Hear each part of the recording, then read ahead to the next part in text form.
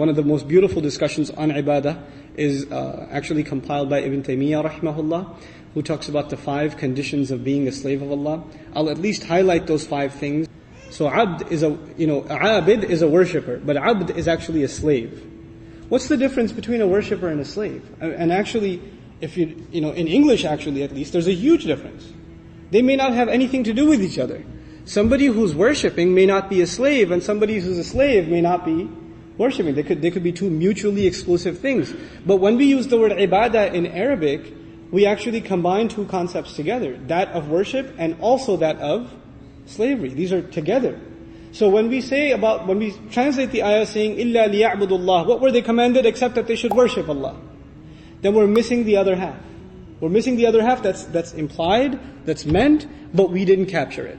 I'm taking the time to explain this because, as I said, this ayah represents a summary of the entire Qur'an. What were they told to do except, and then Allah says, لِيَعْبُدُ اللَّهِ, so they may become ibad of Allah, so they may enter into slavery of Allah and worship. The first thing is slavery is different from worship because slavery has no time associated with it. Worship is at a certain time, at a certain place, a certain activity, but a slave, when is he a slave? When he's sleeping, he's a slave. When he's awake, he's a slave. When he's eating, when he's not eating, when he's changing his clothes, when he's working, when he's on vacation, he's always a slave. So slavery is a state of being, while worship is an act itself. You understand? Someone can be a worshipper at certain times, but they're not always a worshipper. But a slave is what? Always a slave. They're always a slave. That's one huge difference between the 2. But in slavery, what are you asked to do? Everything that the master says. Everything that the master says you have to do. Right? So it's totally different from the idea of service, and significantly different also from the idea of worship. Both of those things are separate. That's the first issue with slavery. What were those 5 conditions that I was referring to before? The first of them is actually love. That to be a slave of Allah, you have to love Allah.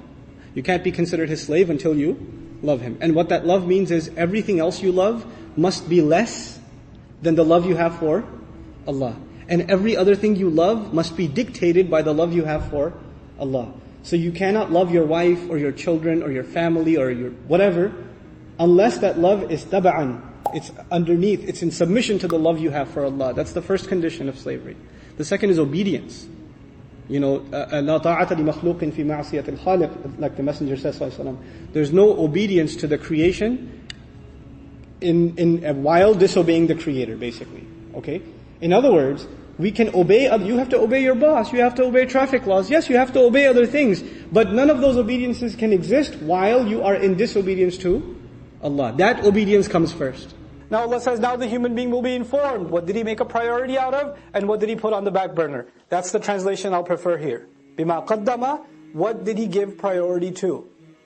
What took taqdeem for him? What was priority number 1? What took precedence? وَمَا أَخَّرَ, and what could wait?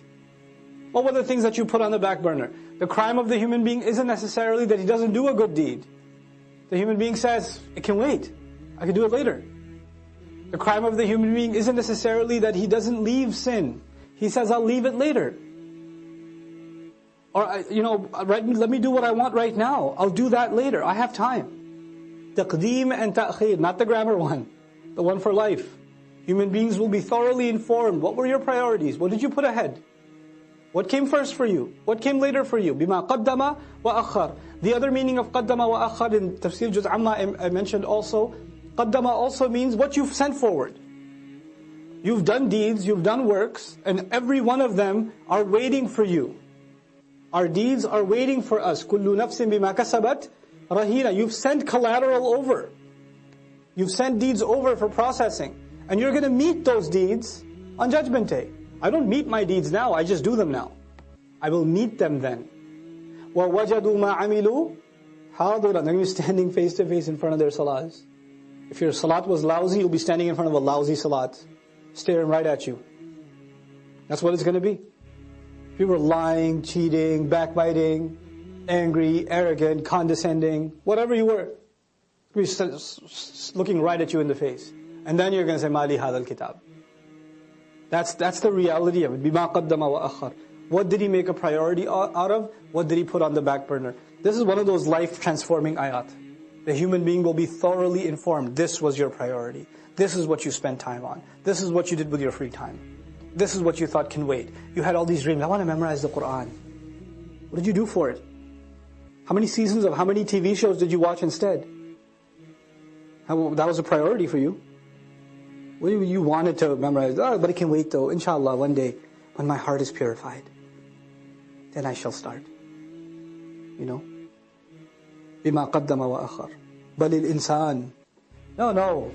Yes, on that day the human being will be given thorough news, but it's not like the human being's blind now. Rather, the case is that the human being, عَلَى نَفْسِهِ, against his own self, basira, is fully insightful. There is one person that knows so much about you, and nobody else knows about you. And besides Allah, and that's you. You have an insight into who you are, what your flaws are, what your limitations are, what your capabilities are, what your strengths are, what your weaknesses are, what opportunities you avail, what opportunities you get lazy about. You know that about yourself more than anybody else. And you and I decide to lie to ourselves.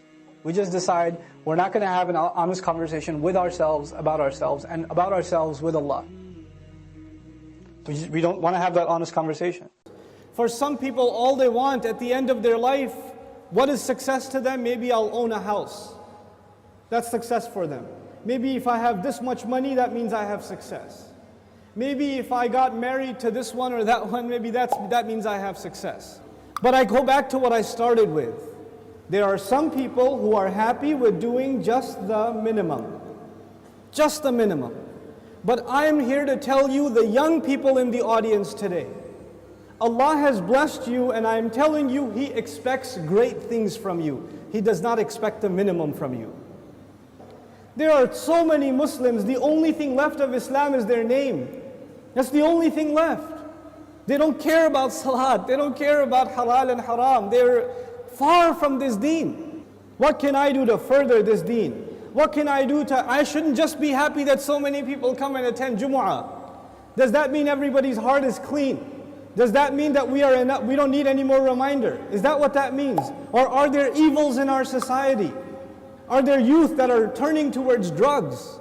Are there young people that are just living their life for no purpose? All they do is play video games and watch movies and go to sleep. And if you ask them for a purpose, they say, I want to graduate and get a job. Is that a goal? Get a job? Allah gave us such higher goals. Your job itself is a means to a higher end. But you know what? We are living in strange times. The people who need the da'wah the most today are the Muslims themselves. But even if you get a good job, but you don't do your job, you got the job, but you show up late every day. You got the job, but you don't finish any projects. You're sitting there at the desk wasting your time. You're going to lose that job. Somebody else will come and do it for you. You will not keep that job even if you qualified. Qualifications are not enough. You have to do the work. Allah Azza wa Jal is giving all of us, He's already qualified us. We are people of La ilaha illallah. We are already qualified. But that doesn't mean we're doing the work. If we don't do the work, if we don't concern ourselves, if we don't care, then you know what's going to happen. إِن تَتَوَلَّوْا يَسْتَبْدِلْ قَوْمًا غَيْرَكُمْ ثُمَّ لَا يَكُونُوا أَمْثَالَكُمْ. You turn away and Allah will replace you with a nation other than yourselves, and they will not be like you. They will not be lazy like you. And those are when young Muslim people have real iman, when young Muslims have real strength in their belief, then they have the power to change the world. They have the power to make the world a better place. But when young Muslim people don't have real iman, they don't have real conviction, then they are a waste of space. They are a waste of society, a waste of a generation. The only thing in their life, the most important thing in their life is when is the next movie coming out. The most important thing is when is the next iPhone coming out. The next most important thing is, man, I wish I had that car. That's it. Your life doesn't go any further than that. My teacher used to say that Islam is similar to climbing a mountain. You know, when you're climbing a mountain, you throw a hook and you climb. If you throw a hook not very high, then you will only reach that much. You can't reach any further. If your goal is money, if your goal is a six-pack, if your goal is a car, if your goal is a promotion, if your goal is entertainment, if your goal is girls, whatever your goal is, and you're only going to get that, you won't get anything else. But if your goal is something higher, to serve something more than yourself, you don't live a selfish life. You want to live for the sake of Allah and for the benefit of others. That's how you want to live. Then you will benefit yourself definitely, but you will be honored in the eyes of Allah because you set your goal much higher. Our deen in this beautiful ayah, Allah Azza wa Jal describes it, قُلْ هَذِهِ سَبِيلِي. This is my path. A sabil is a path. And you know what? Allah did not say in this ayah, قُلْ هَذَا دِينِي. This is my deen. Tell them this is my religion. This is my Islam. This is my truth. This is my book. He didn't describe it with any other language except this is my path. And all of you know a path is like a journey.